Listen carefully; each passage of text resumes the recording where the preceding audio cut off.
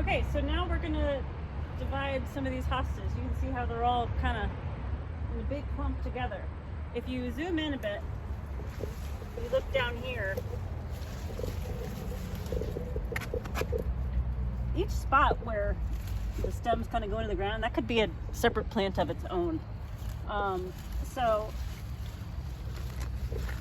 if I wanted to make this clump smaller because either I need space for something else or I want to give some to one of my friends, this is a good candidate for dividing. So up to now I've been using this tool, digging fork, spading fork.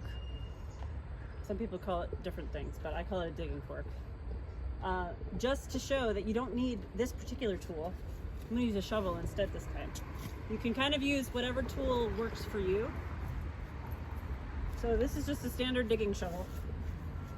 So I'm gonna go to the base, give it a little bit of room away from the crown, and just put my shovel in, bend it down, and there we go.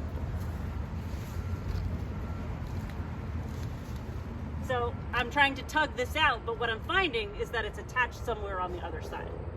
So I'm gonna go around to the back, the middle, I guess. And I'm gonna stick my shovel in kind of anywhere, because what's gonna happen is, since everything is so tightly bound together, I'm probably gonna break some leaves. That's okay, because I'm gonna end up cutting those leaves anyway a bit.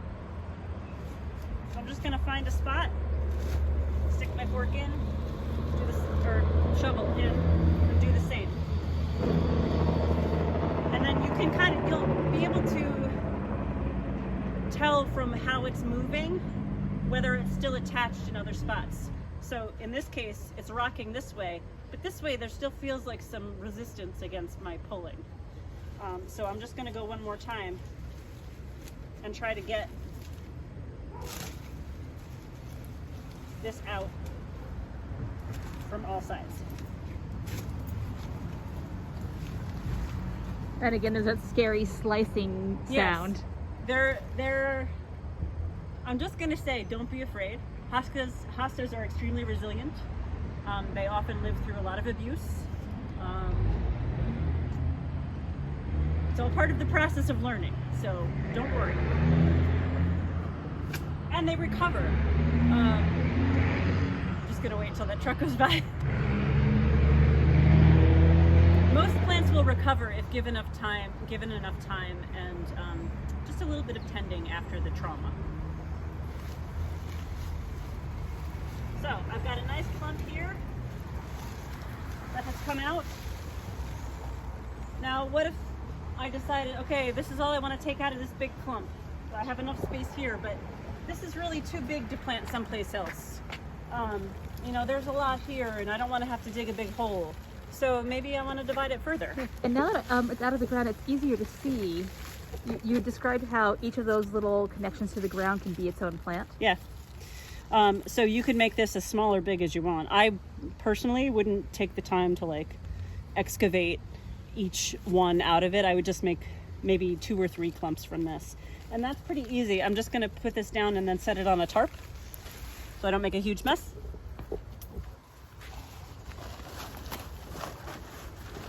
The tarp is, I don't know, I find this to be one of my most used tools.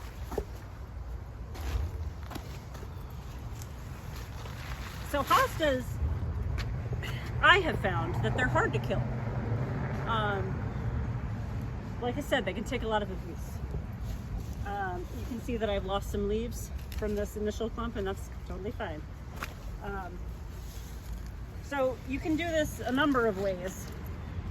Probably the one I use the most for hostas is the double fork method. That's what I'm calling it. I don't know what its real name is. Would you hand me that one? Oh, sure. Hold on, the camera's gonna look funny for a minute. Okay. And here's where it gets like scary, because you know you're gonna stick your fork in and you know you're gonna pierce some stuff. It's okay. It's gonna be fine. So just kind of find a spot and let your goal guide you. Like, what you're looking for. Like, say I'm looking for just 2 medium-sized clumps. I'm just gonna divide here. If I wanted to break it up into 3 or 4, I might put it in a slightly different place, but it really doesn't matter because there's a lot here to divide. So I'm gonna push down and try to get the forks to settle in, and I can feel that I'm getting a lot of resistance. So even though my plan was to use the double fork method, the plant has other ideas. So instead, what I'm gonna do is take the shovel and chop it up. Again, seems really violent, but it's okay. So I put my shovel down, I press in, and you might need to try a few times. This one is not wanting to do what I'm expecting. There must be a big, I don't know what they'd call it. Just a big root in the center.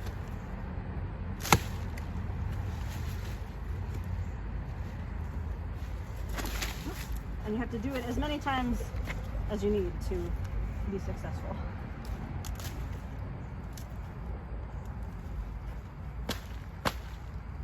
And right now Janine is doing this on the brick walkway. Sometimes I find when like the clump keeps wanting to roll around every time I hit it with my shovel, if I put it on a softer surface, the grass might be easier. it works better. Sometimes if I know I kind of have to be really violent, I'll put that right back down inside the bed. Yeah. And I'll jump on it. Yes. So I don't know if you want to try that method with this. I don't know if it needs it. No, I don't think it needs it because I'm gonna show some details. So I wasn't able to get the shovel all the way through. Wasn't able to get the fork all the way through. But what I did do was create a little slice. And look, I'm able to just pull that off. So this is a nice healthy clump that I'm going to set aside. But I also want to show you what the roots look like here. So it's kind of like a core. It's hard. So if you run up against something like this, what you can also do is take a sharp knife or a pruning saw or whatever, cutting implement that you have, and you really can just saw it apart. And it's like you would saw a plank of wood. It's the same exact method. It's the same thing. And all this under here is what's more important, because all the roots that are connected to these pieces, that's what's going to help it survive. So the hard part is just to get through that so that you can break it apart. And I'm not sure if I'm going to have success, but we'll see. I don't have a pruning saw at my disposal.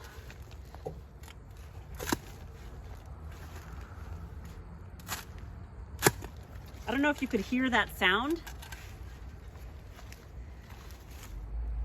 And there's another piece. So you can see that I've sliced through like the core part. I'm not sure what to call that, but that's what I'm calling it, the core. The crown, I guess, is what it is.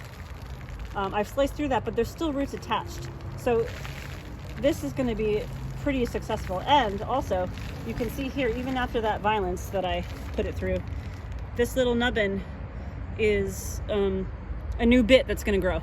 So with hostas, what I would do is, prepare your hole prior.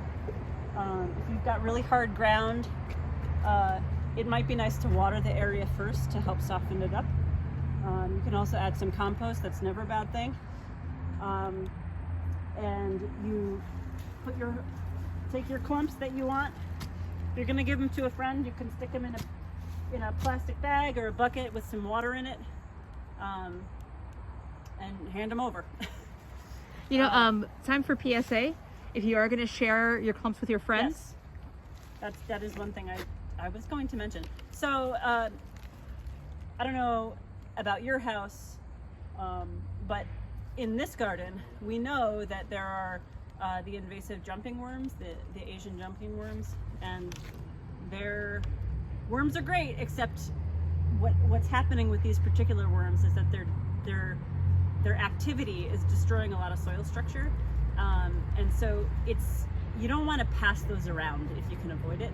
So what they do is they lay eggs in the roots, and then when those eggs hatch, then another colony is born. So if you can avoid it, you want to try to eliminate some of that pressure. So what we do here at Corporate Extension is we triple wash the roots. So basically you set up 3 buckets with water in them, and you go from bucket to bucket, dunk it in the water, rinse it off, maybe spray it, and just keep doing that until you see less soil on the roots, and hopefully that has helped to get rid of any remaining jumping worm eggs. Mila, do you want to say any more about that? Oh, just that sometimes when people order perennials, they'll get bare root plants. That's the process of making a plant a bare root plant. So just washing all the soil off makes it a bare root, and then you can plant it in. And just bear in mind that when you get a bare root plant, or when you make a bare root plant, that you want to make sure to get that in the ground or in some soil right away, because the roots can quickly dry out if you're not careful. So for this, let's say I want to replant this. Let's assume this is a different spot. Again, what I'm going to do is cut off a lot of this. Now, since it's fall, so with hostas that I've transplanted many times, I have had some occasions where I leave some leaves, and I've had some occasions where I don't leave any leaves. So I either go from something like this to something like that, and you think, well, there's no leaves, how is it gonna? I have found that these will still grow. It may take a little longer, but that's my experience. I can't say that I know what the official scientific method of doing this, like should you leave the leaves, should you not? All I can tell you is from my experience, I've had both be successful. And I like to think of the logic of the science, like if you want the plant to make leaves, if you want a plant to make roots, you want to basically divert all its energy to the root making process. And by cutting off those leaves, you're basically telling the plant, okay, do all you can to make those roots really strong, because it's not really leaf time right now. Yeah, and I feel like in the fall is a good time to really have it focus on the rooting, the development of healthy roots, because the garden's going to go to bed soon, and you really just want to give this as much time as possible to establish itself in the ground. So the way you divide it and how much root you leave is, if you leave more root, that may help it. Rather than, like, this is quite a little bit of roots. So maybe, for it to grow enough to really settle in enough, it's helpful maybe to have a little more. But this still does work. So that leads to a question about fertilizer. Mm-hmm. If you want to make more roots, should you do anything to fertilize your plant when you divide it? I wouldn't fertilize now, because so now this is October. It's late in the season, and really you want things to start thinking about going dormant. And if you apply a fertilizer that will help, I guess you could, but I personally, I don't apply fertilizer at this time of year. I think it's too late. It's too late. And if you really feel like you have to, just make sure that you remember what we talked about with the NPK. We've talked about that in other classes, and I'll make sure there's a slide about that in this class as well. That NPK are those 3 numbers that you find on any bag of fertilizer. And it's nitrogen, phosphorus, and potassium. And you want to make sure that whatever you put in there does not have a really big number, or the biggest number at the N position, that first number, because N is about making green things grow. Yeah. It's about leaf development. The phosphorus and the potassium are more for root development and for whole health of your plant. So, given that, all I'm going to do is stick this in the ground and water it.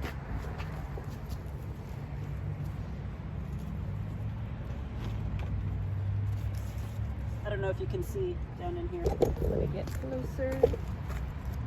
So I'm putting the roots in, I'm covering them over, firming them in. What's the importance of firming stuff in? What's the importance of firming stuff in? So It's like you're tucking in a child, I guess is what I would say. I mean, I look at my plants as babies. I don't know about you guys, but so you're tucking it in, and what it is, you're providing a little bit more structure for those roots to get settled. You don't want to just like set it there and leave, because it's too floppy. It's too floppy, you know, like it's going to move easily, and that will definitely heave up. So I like to just give it enough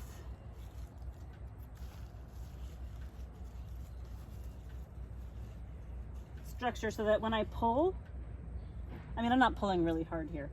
I mean, obviously if I yank it out, it'll come out, but it's not automatically coming up. It requires a little bit more force to get it out of the ground. So that's kind of what you want. You want it to be safe in its little new home. So then I would water it well, maybe provide some extra mulch, and you're good to go. And then, you know, think good thoughts for it for the winter. Questions?